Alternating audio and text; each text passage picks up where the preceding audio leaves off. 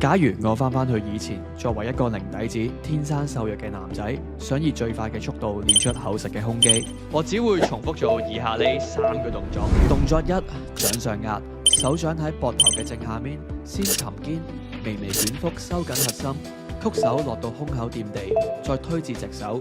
保持重心前傾，膊頭全程都要俾手腕靠前。如果未夠力，就可以先做膝上壓，目標係建立正確嘅推力模式。動作2 ：dips， 保持沉肩，重心往前傾，曲手落到上臂同埋前臂，至少成直角90度，最底嘅幅度感受胸肌嘅拉扯，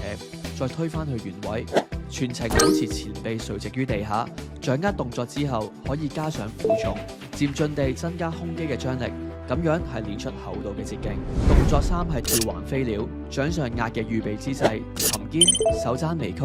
慢慢將吊環往兩邊打開，再夾翻嚟。呢個係單關節動作，可以真正咁樣孤立胸肌。更加重要嘅係佢做到 push up 同埋 dips 都做唔到嘅水平發力，係更加吻合胸大肌肌肉纖維嘅排列方向，刺激係更加大。我當年將吊環飛鳥加入課表之後，胸型嘅變化係相當明顯。